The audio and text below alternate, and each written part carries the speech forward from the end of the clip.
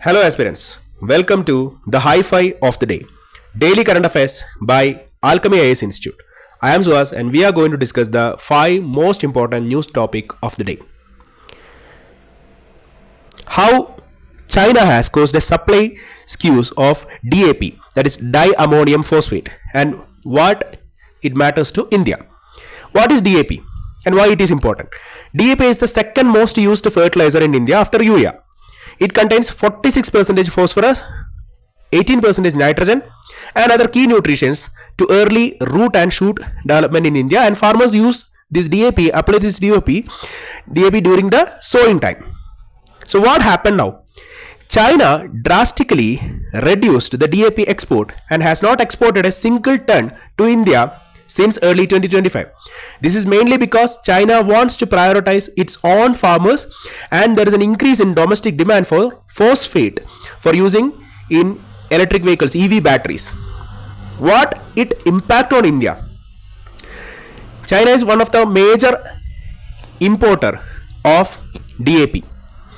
The DAP from China has drastically reduced, so the price got shoot up. And how India responded to it?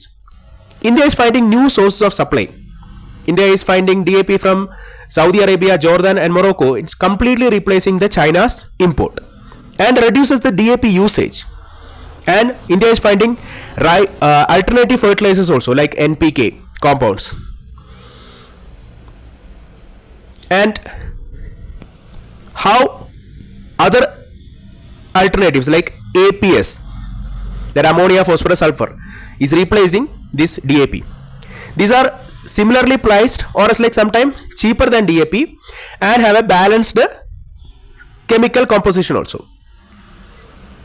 Silver lining means over use of DAP, that high phosphorus is not ideal for balanced crop nutrition. The current squeeze is pushing the farmers towards better balanced fertilizer practices, reducing the DAP dependency, that help reduce the import cost, use fertilizer more efficiently, encourage the use of India's limited phosphate resources more judicially. This topic is important for UPSC in prelims and in mains, agriculture, economy, international relations and sustainable development.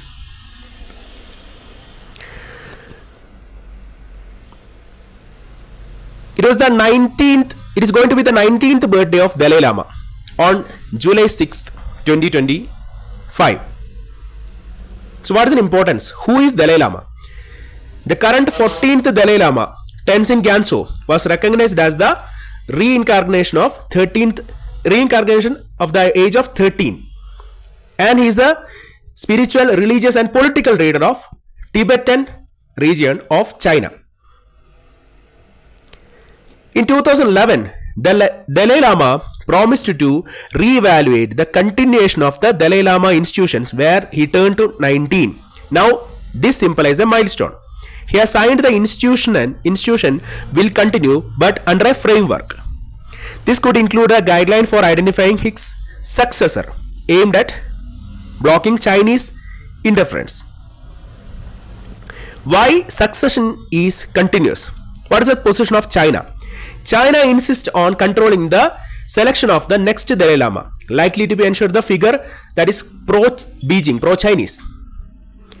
This mirrored the Pancham Lama case, where in 1995 the Dalai Lama recognized the Gedum Choki Nimu as a Pancham Lama. Pancham Lama will be selecting the next Dalai Lama. China abducted him at the age of 6, replacing him with Gyaltsam Nobru, a government-approved figure. Nimu has not been seen in public since. What is the view of Dalai Lama in this? Reincarnation, he says that it must be not manipulated for political gain. He stated that if the institution continue, the next Dalai Lama would born in a free world, not in Chinese-controlled Tibet. What is the stake for internationally? For China, it is important. For Tibet is an important region, strategically important region. It's a border region with Nepal, China, India, and Beijing is promoting the Sinicization of the religion.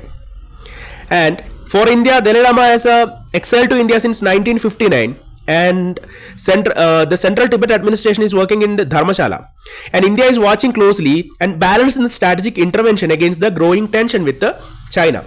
For United States, it's actually the issue of human right. The America stated that only Tibet can decide their future and religious leadership. There was a discussion on OBC certificate.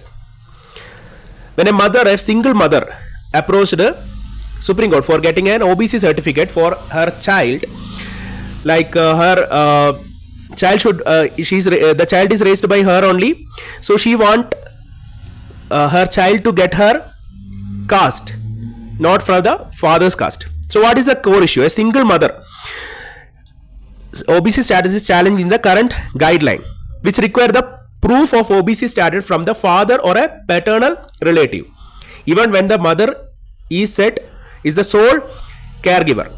She argues that this guideline is discriminatory, especially when the father is absent, estranged, or else is uncooperative. Her plea was invoking Article 14, right to equality, Article 21, right to life and personal liberty. What is the legal background?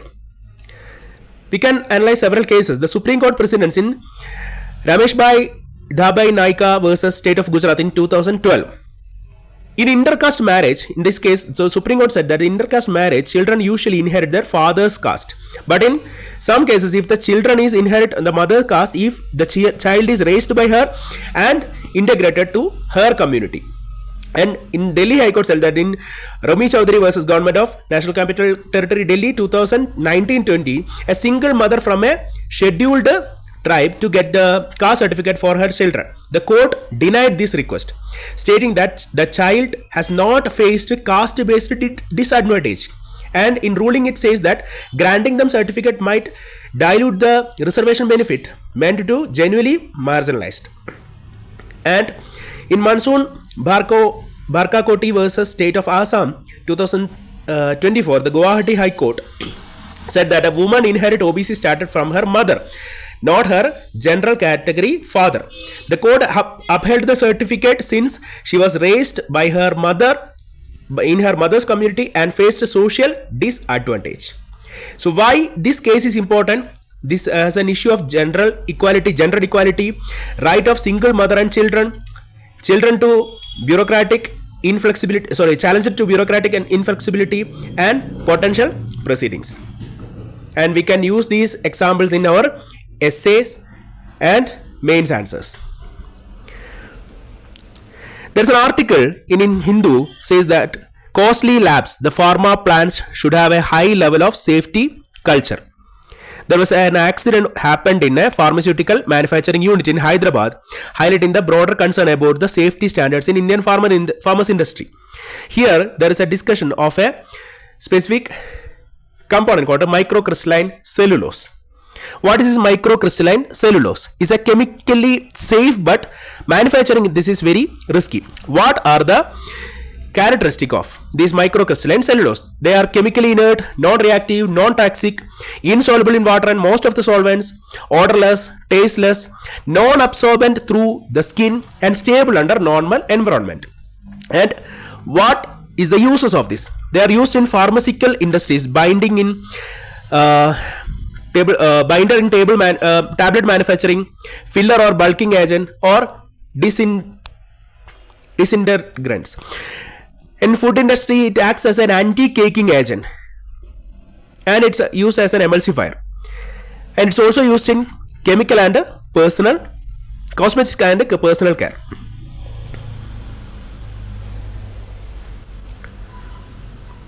There is a news that the Navy inducted the second indigenous stealth frigate in record time. It is INS Udayagiri got completed in 37 months. It's built by the Masagong Dock Shipbuilders Limited, Mumbai, and Garden Reach Shipbuilders, Kolkata. Delivered to Indian Navy in the record time, that is 37 months from the launch date. It manufactured in line with the Project 17A, P-17A. What is P-17A? It is a follow-up of the Shivalik class Project 17 frigate, aimed to strengthen the India's blue water navy. Blue water navy means that strategically important navy, like that goes beyond the territorial water, which the navy which focus on the territorial water call it green water navy, and it operates in inland water we call it as brown water navy. And the 7 ships planned under the 17A to be delivered by the end of 2026. This project, the ship has a combined stealth, agility and firepower. So what are the technical or tactical enhancement? It has enhanced stealth features and sensor suits, and it's an upgraded significantly from the preceders of the P-17 class. The weapon include supersonic surface-to-surface missile system, medium-range surface-to-air missile system, and a 76 mm naval gun, and its close-in weapon system that 30 mm and 12.7 mm rapid fire guns. What is the historical significance? It's named after original INS Udaygiri. It was a steam-powered ship decommissioned in 2017 after 31 years of the service. The new Udaygiri is seen as a modern avatar of the earlier vessel. Finally, the current affairs drill question of the day with reference to MCC. Consider the following. MCC is a chemical, inert and not absorbed by the human body. It is used as a binder and texture in the pharmaceutical and food industries. MCC is classified as a hazardous chemical by International Safety Standard. The options are given below. Choose the correct answer and comment below the comment section.